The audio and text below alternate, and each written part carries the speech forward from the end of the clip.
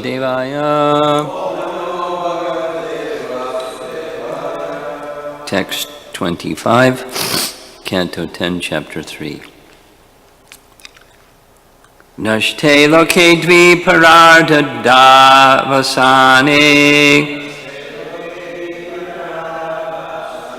Mahabhuteshvadi bhutam gatesho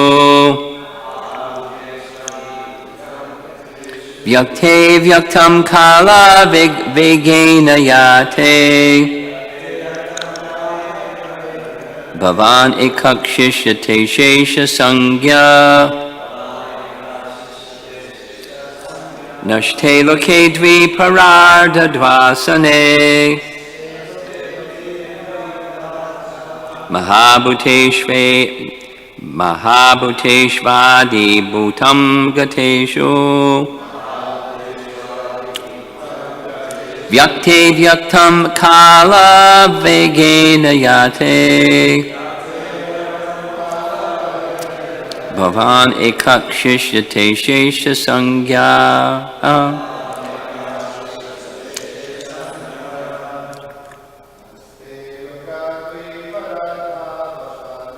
Nashte loke dvi paradvad vasane Mahabhuteshvadi bhutam gatesho Vyakte vyaktam kala vegena yate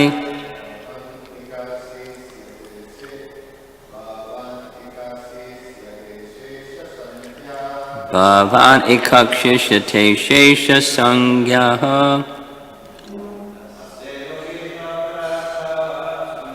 Nashte loke dvi pararda dvasane Mahabhuteshvadi bhutam gatesho Vyakte vyaktam kala vegena yate Bhavan ekakshishyate shesha sangyaha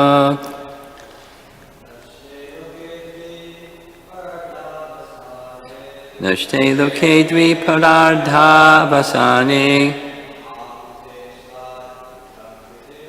Mahabhuteshvadi bhutam gatesho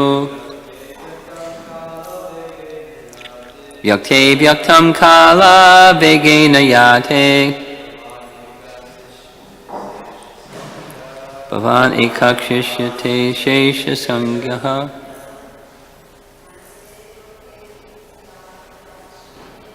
Nashte loke dvi pararda vasane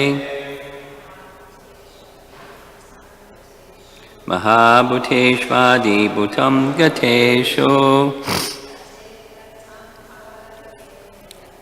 Vyakte vyaktam kala vegena yate Bhavan ekakshishyate shesha sangyaha Nashte. After the annihilation, loke of the cosmic manifestation, dvi prararda avasane, after millions and millions of years, the life of Brahma, Mahabhuteshu, when the 5 primary elements, earth, water, fire, air, and ether, Adi bhutam gateshu, enter within the subtle elements of sense perception. Vyakte, when everything manifested. Avyaktam, into the unmanifested. Kala vegena, by the force of time. Yate, enters. Bhavan, your lordship. Ekaha, only one. Shishyate, remains. Ashesha sangyaha, the same one with different names. Translation: after millions of years, at the time of cosmic annihilation, when everything manifested and unmanifested is annihilated by the force of time, the 5 gross elements enter into the subtle conception, and the manifested categories enter into the unmanifested substance. At that time, you alone remain, and you are known as Ananta Shesha Nag. Purport by Srila Prabhupada. At the time of annihilation, the 5 gross elements, earth, water, fire, air, and ether, enter into the mind, intelligence, and false ego, ahankara, and the entire cosmic manifestation enters into the spiritual energy of the Supreme Personality of Godhead, who alone remains as the origin of everything. The Lord is therefore known as Sheshanag, as Adi Purusha, and by many other names. Devaki therefore prayed, quote, so it's restating, broken down a little bit further. After many millions of years, when Lord Brahma comes to the end of his life, the annihilation of the cosmic manifestation takes place. At that time, the 5 elements, earth, water, fire, air, ether, enter into the Mahat Tattva. The Mahat Tattva again enters by the force of time into the non-manifested total material energy. The total material energy enters into the energetic pradhan, and pradhan enters into you. Therefore, after the annihilation of the whole cosmic manifestation, you alone remain with your transcendental name, form, quality, and paraphernalia. Continuing the quote, my dear Lord, I offer my respectful obeisances unto you because you are the director of the unmanifested total energy and the ultimate reservoir of the material nature. My Lord, the whole cosmic manifestation is under the influence of time, beginning from the moment up to the duration of the year. All act under your direction. You're the original director of everything and the reservoir of all potent energies.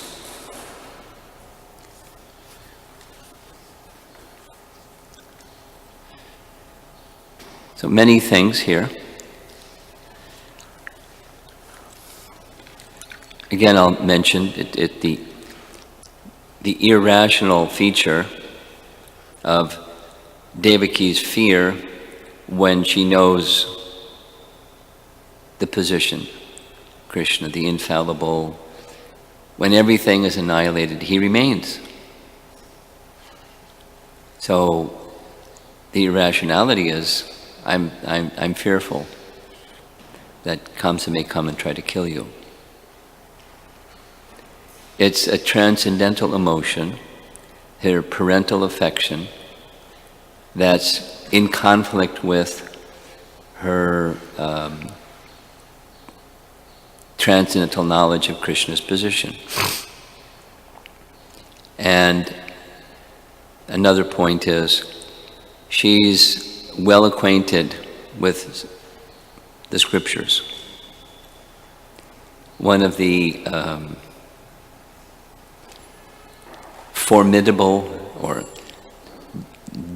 mountain kind of categories of understanding is the process of creation, and she understands it.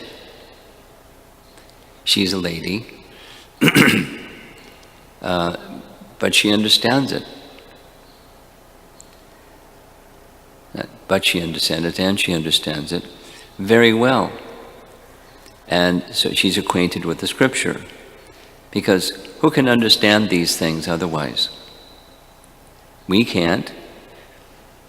Vyasadeva could, because he compiled the Vedas, but he received that knowledge directly from Narada, who received it directly from Brahma, who understood it, receiving it directly from the Supreme Lord. So we can understand these things through the process of hearing. Descending knowledge comes through the process of hearing. And otherwise, the other process of knowing is ineffective. To know. So there's different theories, and big scholars and scientists and people have their theories. The Vedic wisdom isn't a theory, it's knowledge, descending knowledge. And she knows. And she has full faith in the scripture, and she has full faith in the Supreme Lord. So now another point is the force of time. Kala Vegena. We know this word Vega from Nectar of Instruction. Vega. Prabhupada is translated there as urge. Vacho Vegam. Manasa Krodha Vegam. Vegam. Vega means urge or pushing. Here it's the force of time. Kala Vegena. So we can understand behind those 6 urges mentioned in Nectar of Instruction, there's the force of time, because time moves everything. And time, as we know it, acts upon souls whose consciousness is turned away from Krishna. And so there's pushings that are acting on us. And guess what? Time is stronger than us. That's one of Krishna's potencies directly. We have some free will, we can turn this way or that way, but time is moving things. Time is moving matter. It's how creation begins, and by the force of time,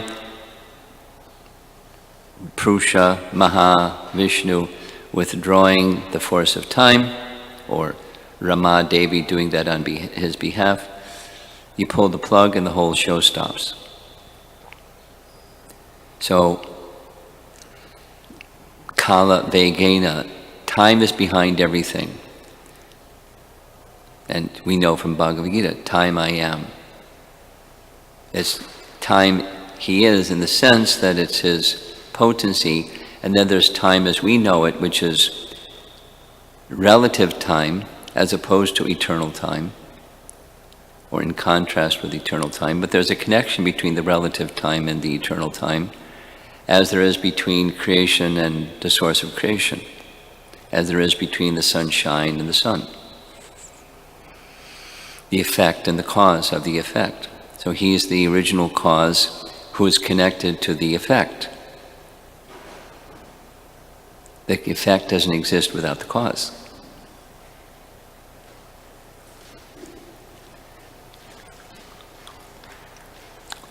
And that goes to the previous verse. There's a connection between the previous verse. The first of her prayers is, you have unlimited forms. And that unlimited form is absolute.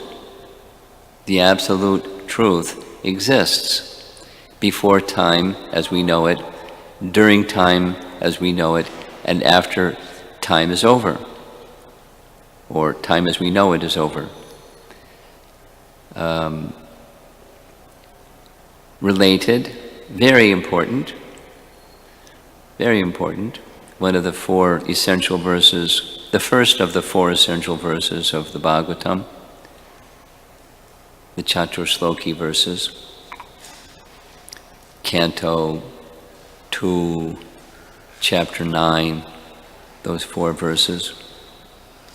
it says, Aham evasam evagre. Before creation, I alone exist. During cosmic manifestation, I alone existed. After annihilation, I alone exist. So there's this non-different relationship between the energies and the energetic. This verse in particular, her prayer, is speaking of the non-difference during the cosmic annihilation of those three, before, during, and after. So she's speaking the after, but the after indicates something about during also. So the previous verse is about Vishnu and the forms of Vishnu being absolute. The final sentence of the previous purport is the Achintya Bheda Bheda Tattva philosophy, and that is specific to the forms of Vishnu, the various avatars, but it's also specific to, as in this verse, the features of matter. It doesn't speak about the living entities, it's speaking about matter. But so, matter is withdrawn by the force of time. And when it's withdrawn by the force of time, you alone exist. So it's a elaboration on that Chaturshloki verse. And another point is, it's a little curious. I'll point out the curious element. There's 4 different descriptions in one verse in purport about how it happens, or what happens. Not how, but what.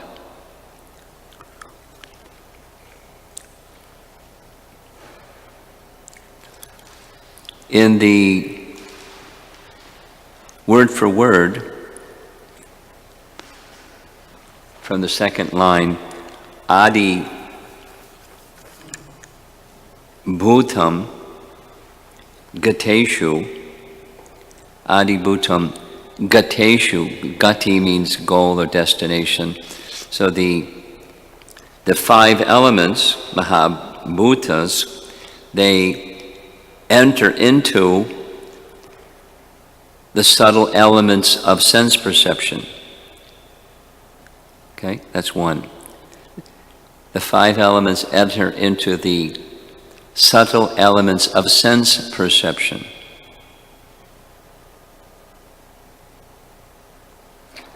In the verse, number 2, the 5 elements enter into the subtle conception.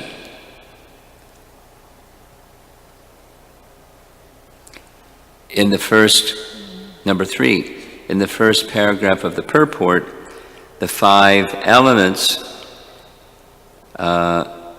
enter into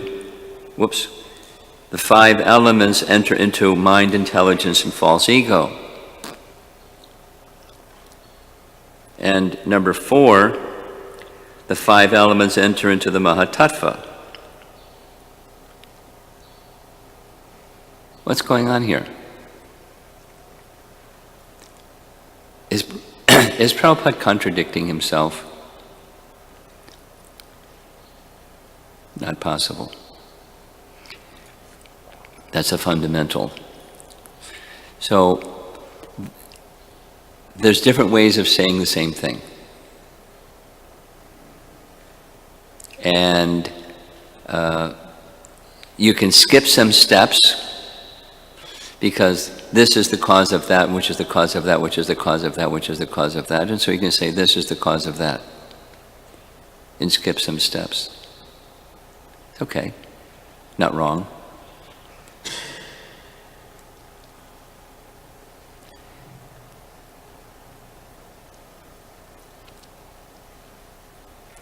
The subtle elements of sense perception, those of you that are just love the process of creation topic, along with the element, each element comes the sense and the object of the sense. So let's say fire. With fire comes sight and comes the sense of perception, of seeing. Not just the eye, but the sense of perception. It's subtle with the element. So, to see form, and smell, and so there comes nose and the sense of smelling. So even if your nose is broken or something, it's not functioning, the subtle sense is there. And before those comes false ego. Right? The first element that separates out of the pradhan is false ego. And then false ego mixes with the modes of nature, and then different things separate out in contact with false ego in the modes of nature. So there's the slow motion, and then there's the in-between motion, and then there's just the big jump. So you can say it enters into false ego. That's what's at the time of annihilation, the 5 gross elements, earth, water, fire, air, ether, enter into the mind, intelligence, and false ego. But before the mind and intelligence, there's the false ego, and the false ego mixing with the modes of nature. Goodness comes the mind, passion comes material intelligence, and ignorance comes the 5 elements. So the 5 elements merge into the 5 gross elements, merge into the subtle elements, but that goes back to the false ego. So here's Vishwanath Chakravarti Thakur's explanation. The 5 elements enter into Adibhuta. That's in the verse. Mahabhuteshu Adibhutam Kateshu. The 5 elements enter into Adibhutam, which he has translated as ahankara. But there's some steps that in the purport Prabhupada is unpacking, and it can be further unpacked.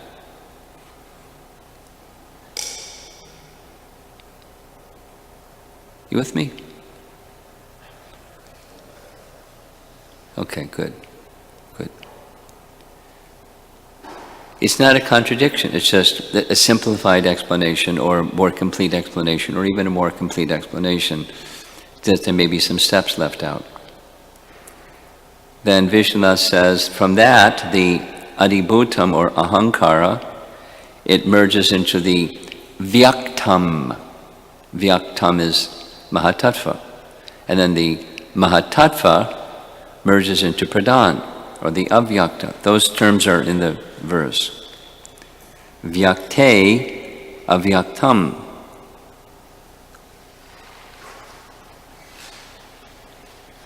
So it's the process of annihilation by pulling the plug, by pulling time, and time then collapses the whole of the creation. And when the whole of creation collapses, what's left is the source of everything. Now there's another kind of puzzling thing, reading from the purport, paragraph 1, the entire cosmic manifestation enters into the spiritual energy. Well, what's pradhan? Pradhan is the undifferentiated totality of material elements, and pradhan is a reflection or shadow or maid servant of Ramadevi, the internal potency. So she, pradhan or Chayadevi, is a maid servant of Ramadevi, the spiritual potency. So there's a connection between the reflection and the object that the reflection is a reflection of. So it's a very simplified statement to say the entire cosmic manifestation enters into the spiritual energy. It's under the control. Never wasn't not under the control, but the differentiation is now withdrawn, and so under the full control. So let's do it the other way. Before the cosmic manifestation, I alone exist. But I alone exist doesn't mean there's no Ramadevi, that she suddenly comes into existence. Voila. Or that the Pradhan, the Chaya Devi, the reflection of her, didn't exist, and then suddenly, voila, it exists. Prakriti is eternal.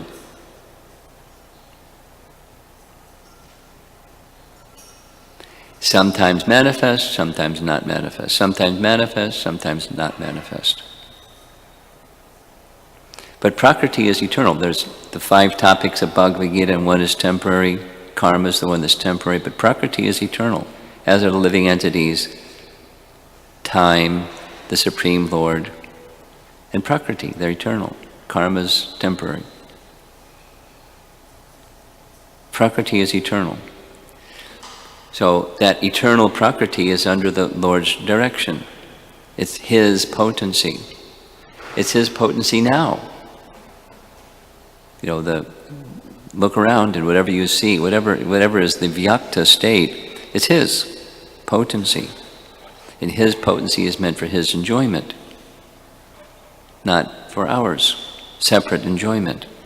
And the happiness of the living entity is to see the happiness of the Supreme Lord, to engage that Prakriti in service to the Supreme Lord. That's the program.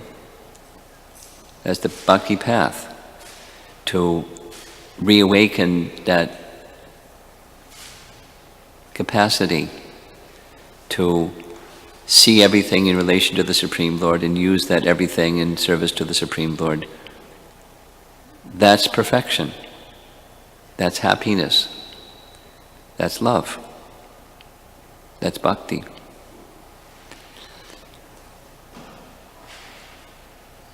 So Devaki gets it. She's a pure devotee.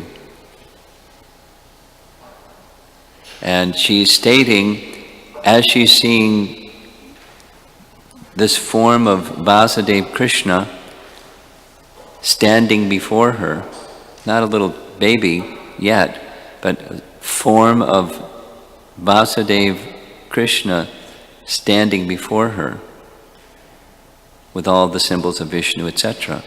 She understands exactly who he is. In detail, in relation to everything, in relation to creation, let's say. Time is under his control. So this phrase, Nashte loke dvi parardha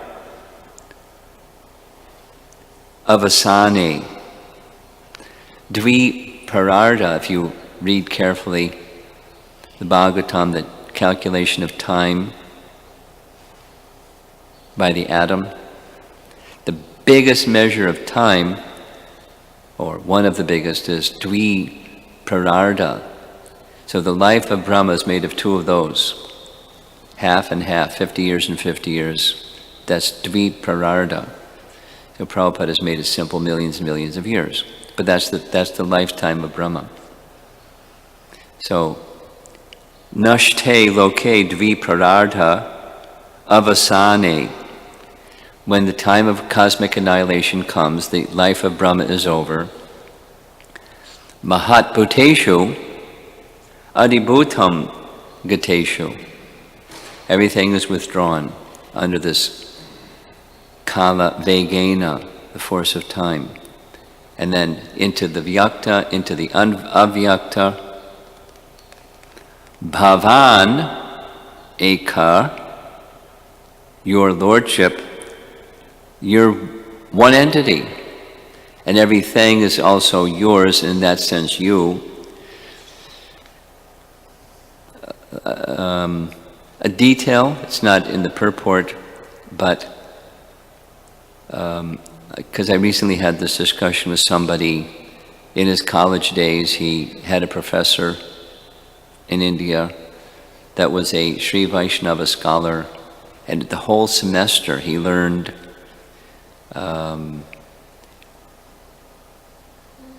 Ramanuja's teaching. And his teaching is everything that exists is inherently within Narayana. Who knows the name of his Vada, his doctrine? Vishishta Advaita. No, Vishishta. So Vishishtas are attributes. And everything is an attribute, and it adheres or is inherently within Narayana. And those Vishishtas, or the attributes or everything, is absolutely non-different, Advaita. Now, the distinction with Mahaprabhu's teaching is different and non-different. I won't go there too much, but it's quite similar but different. Oneness and difference at the same time. And there's a reason for why that difference is important. But then when that state where everything is back into its avyakta condition, the vishishtas or the attributes or the potencies under the force of time are brought back to this state of oneness, not absolute oneness, but oneness and difference kind of oneness, then shishyate, what remains is ashesha sangya. Ashesha sangya. And this ashesha sangya is spoken of in different terms. Ashesha sangya, the word for word is the same one with different names. What our acharyas explain is the abode of, there's Narayana or there's Mahavishnu, and then there's all of his potencies, his paraphernalia and his cloth and his everything, what's in his hands, Garuda, the whole shebang. That's manifest by Asheshanag. So he explains like this. This is Sanatana Goswami. Because you remain Ava Shesha. What's left, that's Shesha or Ava Shesha, and thus his name, Shesha, unlimited. That's how Prabhupada is often translated, Shesha, unlimited. He has unlimited mouths, he's unlimited hoods. How many hoods? Unlimited. And he manifests everything, the abode of the Lord, the paraphernalia of the Lord, and all that remains is Anantashesha. So Anantashesha doesn't mean just the serpent bed of the Supreme Lord. It's everything, the whole spiritual world, as described in Bhagavad Gita. There is that place when this whole cosmic manifestation is annihilated. That remains. And the name is Shesha, or Anantashesha. But it's not just the serpent, Anantashesha. His expansion is all of his expansions in the spiritual realm. His spiritual potency manifesting whatever is suited for the Lord's pastimes and his pleasure. So that's the picture that Devaki is giving in this prayer. And circle back around to the mystery, understanding all these things in such detail, she's feeling trepidation. Kamsa may come and try to kill you.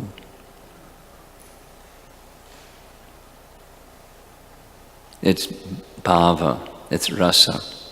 It's her transcendental love in a particular feature of love, the Mathura feature of love.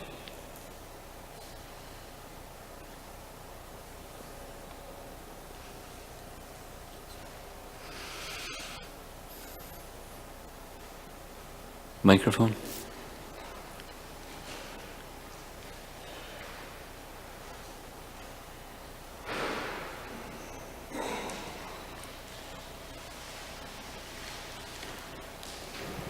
Hare Krishna.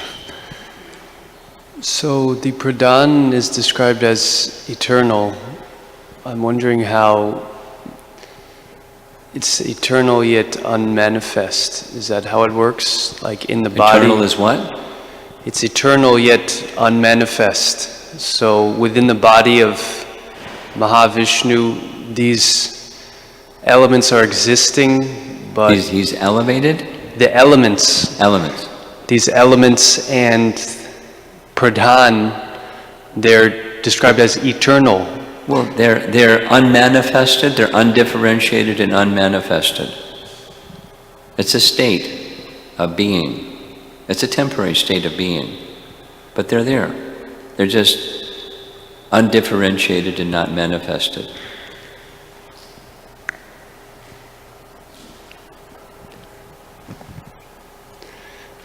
My other question is, in these 5 topics of Bhagavad Gita, karma is considered temporary. Yeah. But could the karma also be considered at some point manifest, at some point in other words, the distinction? Karma isn't eternal, not just sometimes manifest, not manifest. It's not substantial, and Prakriti is. It's Krishna's eternal potency. I think I understand your question. The state of being of Prakriti may be whatever it may be. The Prakriti is eternal. Karma is not. It's a product of the others.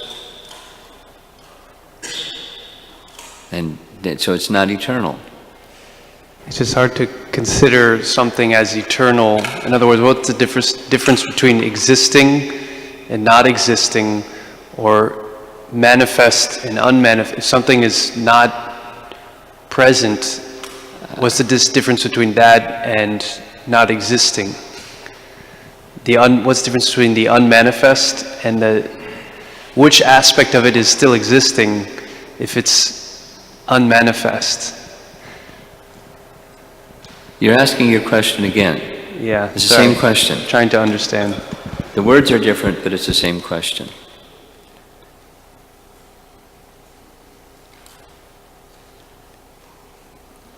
Prakriti is, regardless of its state, is one of Krishna's essential potencies, his external potency. Eternally existing external potency, the reflection or the shadow of his internal potency. It's eternally existing. Doesn't come into being, doesn't go out of being. It may change states, but it's eternally existing. Karma is not eternally existing.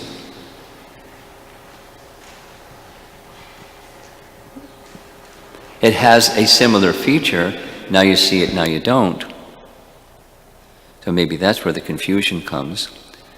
But it's not just now you see it, now you don't. It's not eternally existing, it's insubstantial.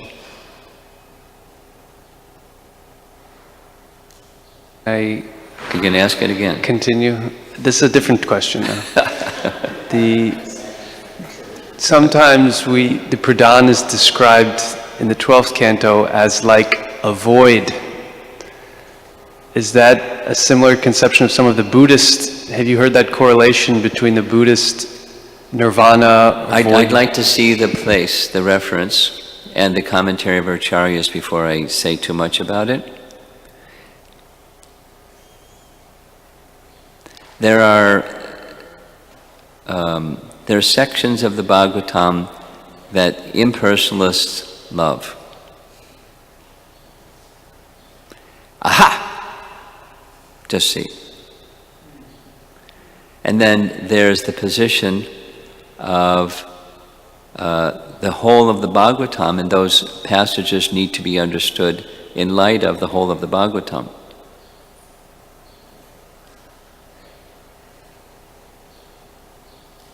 Last question.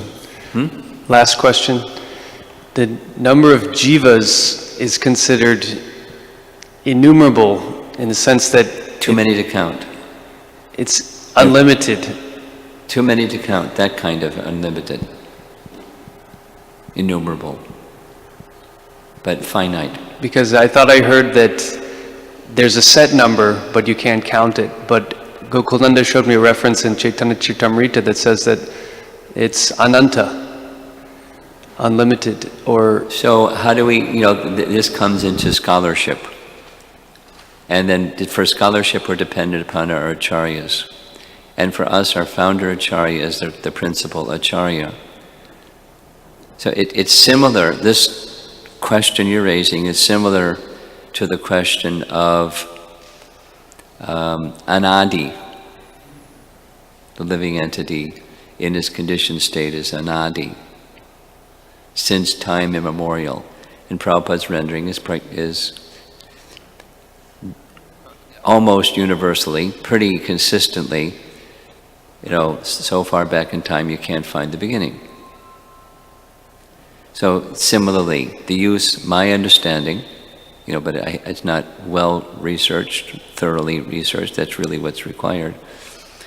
But the living entities being unlimited is it in the sense of literally it's not a finite number, or literally it is a finite number but too many to count. And you have to see how our acharyas, and specifically our founder acharya, defines or uses that term. This is hermeneutics. This question you're raising. And I can't say that I've thoroughly researched, and therefore the preponderance of usage of the term is such and such. But that's my impression. It's so finite, but so many you can't count them all, and therefore the term ashesha or unlimited is used.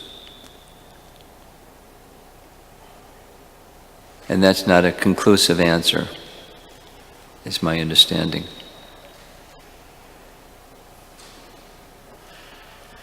I'm wondering how we can get a more complete understanding of the concept of time. I think... Good luck. I think in terms of just seeing a clock and seeing it go around, that's just all I think of as time. It's just the time. It's a fascinating topic. It's the final topic that Sadaputta was writing about and teaching about and speaking about and exploring. It's a concept that Einstein, found very interesting. And for us, we have to use our discerning capacity, but our discerning capacity is fully dependent upon hearing, not the other. The power of the mind to speculate. It's beyond that. So your question was how to thoroughly and properly understand time, and my answer is by hearing. And we have to hear from the right source. And otherwise, our understanding will either be, we just accept that for now it's limited. And being curious, wanting to know, that's good. But make sure the instrument that you use to try to know is the right one. It's the ear, hearing from the right source. And then hearing again and hearing again and hearing again.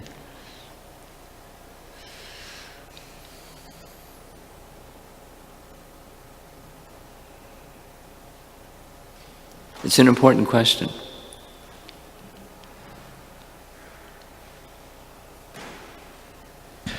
Thank you, Maharaj. Here in this verse speaks about time, and we're subject of time by Yes. all means. Of course. Is it the unmanifested energy of the Lord subject to our lifespan, or is Subject to our? it to our lifespan? Yes. Is it, or is it some kind of energy that our senses cannot perceive due that we're Well, imperfect? you gave two options, and I think that the first of the two options needs to be stated in reverse order. Our lifespan is under the control of time, or subject to the influence of time. Time is going to determine our lifespan. Yeah. Not our lifespan determines time. Our lifespan may be a measure of time, a way to measure time, but it's time that determines our lifespan. What was the second option? No, but the question is, I want to come across, is our lifespan, Our lifespan. yeah, our lives, I was born and I'm Yeah, going to die. yeah. Is it before my life begins and after it ends, is the unmanifested, is because it is unmanifested? Is this, what unmanifested? The pradhan, Is what unmanifested? the unmanifested energy of the Lord, It's pradhan. eternally existing, so certainly it's existing before you exist. Or Has your life- nothing to do with the senses. Is it It has manifested? nothing to do with your ability to perceive it. It has something to do with senses, because the senses are part of pradhan in the unmanifested state, and then becomes the manifested state. And then, the mixing of the manifested states to make stuff, make bodies and species and senses and sense perception and sense objects and the whole deal. So pradhan in our lives while we're living, we can perceive it if we do Of the course. proper Well, you can't training or... you can't perceive it because the undifferentiated has now become differentiated. Its state of existence has changed through the influence of time. And now it's elements. It went from pradhan to mahatattva to differentiation of those elements and then mixing of those elements to make. So time is moving the whole machine, and pradhan in its unmanifested state is no longer unmanifested, it's in the manifest state. And then it will return back to the unmanifest state through passage of time, through the influence of time, which is under Krishna's will or sanction. Is that all right? Did it hit the nail? Yes? Thank you. Okay. A little on the same line, you mentioned the influence of time on our urges, on the urges, Behind the pagan. urges is time, yes, the force of time. I wanted to understand a little better that principle. You want me to speak on that topic? Yeah, if Well, just explain It's it. simple. Just take a giant step back. There's some urge over here. Where does that urge come from? What enables the urge to be an urge? Force of time. Force of time is moving the whole show. A little subset of that whole show is the urge for this and that. I want to speak something, I want to eat something, I get angry. And so the urge of those things have behind it an energetic source. And say, conversely, pull the plug on the force of time, urges are over. They're dependent upon time, they're resting on time, they're moving according to the force of time. And, guna and karma. But you have guna because it's part of prakriti, but you don't have karma without time. So, that's the unpacking. It's in the background. The unseen hand of the Lord. The force of time, his Kala Shakti. Kala Shakti in its temporal sense, in the creation sense, because in the spiritual realm, time as we know it is absent. It's eternal time. Something else is going on there. Things aren't created and destroyed. There's no karma. There's something that may help you, Acharya Nishta. In the spiritual realm, there's no karma.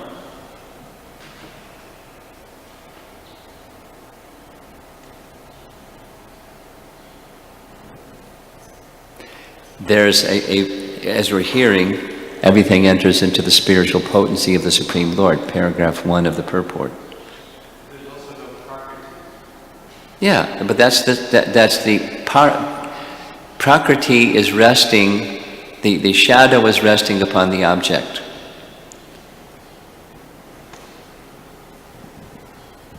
The shadow potency is there because of the spiritual potency. Durga manifests as Durga according to the instruction of Krishna to Yogamaya to manifest as Durga. It's just a transformation of, or a sub-feature of Yogamaya, the internal potency, spiritual potency. Yogamaya is not material, but she manifests under the order of the Supreme Lord. But there's no karma there in the spiritual realm. Okay? And we have 2 more questions, we're going to end. Raktak, you have a... Thank you. My question was answered. You said that time doesn't exist in the spiritual world. Time as we know it. Eternal time exists. Time as we know it is conspicuous by its absence. Is there an understanding of that form of time in the spiritual realm? I don't know. There is, here's what Jiva Goswami says. What people understand there about time, I don't know. But what Jiva Goswami says is, although time is eternal, by the arrangement of the internal potency, or Yogamaya potency, there's the sense of passage of time to enhance or facilitate Krishna's pleasure. Everything exists in the spiritual realm for Krishna's pleasure. So it appears that there's day and night. That's passage of time. The rising and the setting of the sun. The daytime and the nighttime. For Krishna's pleasure. There's no passage of time. But it appears there's passage of time for the pastimes of Krishna. So it's sort of like multi-dimensional time. Yeah, I like that. Yeah. Thank you. Okay.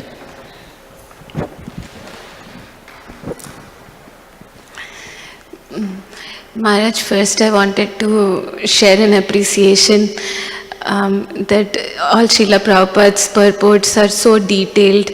So detailed. Like everything is there. made. Yeah. And then I had, I don't know, I have a lot of questions, but then maybe I'll ask.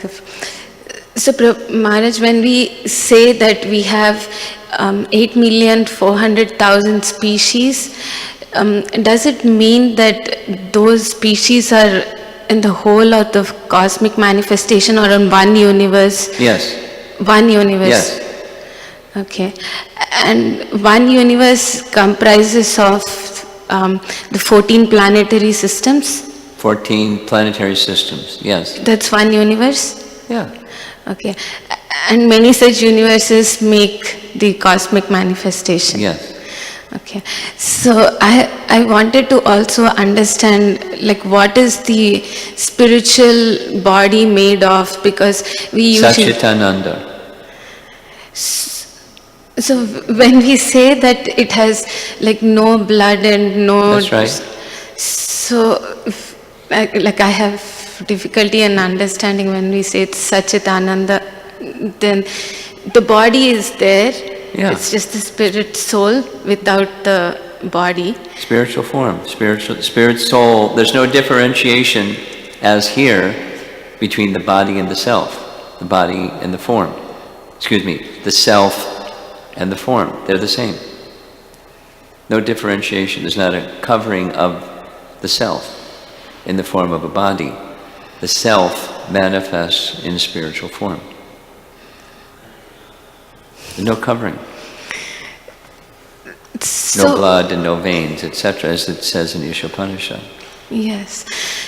So,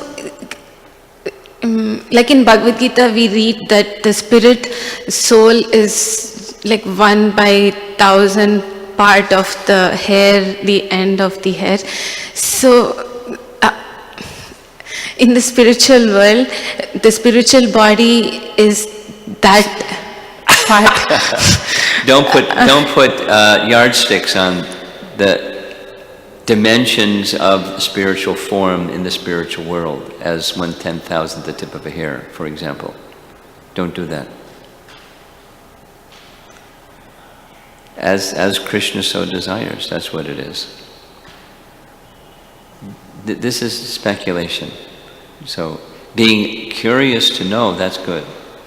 But it's the constraints that we find here of time and space don't apply. Mm-hmm.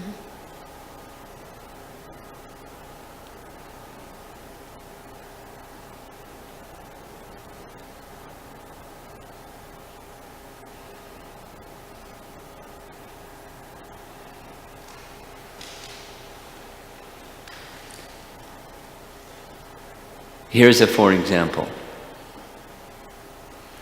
When Godbrother Sachi Sutta Prabhu told me, he once asked Prabhupada, living entity is 1/10,000th the size of a tip of a hair, and it said that super soul is 6 inches and is inside the heart of the jiva soul. So how does it work? Prabhupada said, what is the problem? You know, and then he said it again, that the living entity is 1/10,000, and the super soul is in his heart. So Sachi Sutta thought maybe Prabhupada didn't understand the question I was asking, so he asked it again. He got the same answer. He simultaneously can be bigger than the biggest and smaller than the smallest at the same time. There's other answers to that, but don't use material yardsticks to understand what isn't the manifestation of the spiritual realm. According to Krishna's pleasure, that's what it is.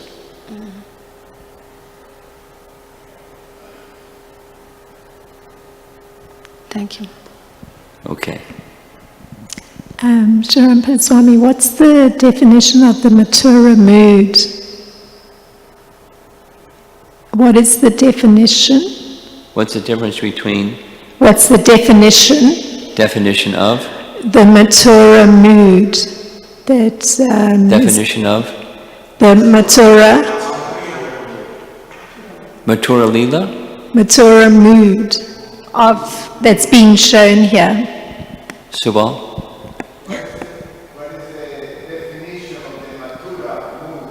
Madhurya mood? Mathura mood? Ah, okay. I'm sorry. I have difficulty. Mathura mood. We discussed it the other day, and somebody thanked me for making it. So, outside of Vrindavan is Mathura, and there's a mood, just as Vasudeva and Devaki have, their other residents also have, a mood where there's a mixture and to some degree a conflict of recognizing Krishna's divinity while at the same time a kind of intimacy that causes one to forget Krishna's divinity.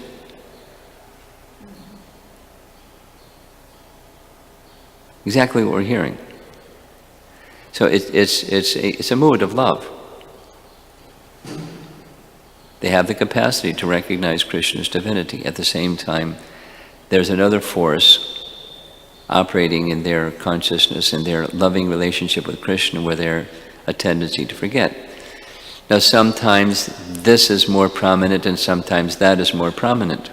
And that has to do with Krishna and Krishna's pleasure. Like when Krishna comes into the prison house and frees Vasudeva and Devaki because he just killed Kamsa, the one who was the terror of the universe. And they were astonished. Although here we're hearing they know what's going to happen, they were also astonished that he killed Kamsa. And so when they came before Vasudeva and Devaki, Krishna wanted to be embraced. And they were. So Krishna covered them with his Yogamaya potency. They forgot. And they embraced, etc.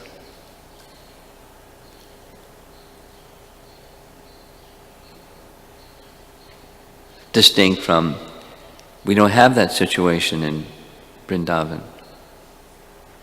And then further is more of the Aishvarya, certainly some of the Madhurya, but more of the Aishvarya in Dwarka. And then further, in Ayodhya, it's not the same, but some Madhurya and more Aishvarya, and then Vaikuntha's Aishvarya. Is that Srila Prabhupada ki? Yeah.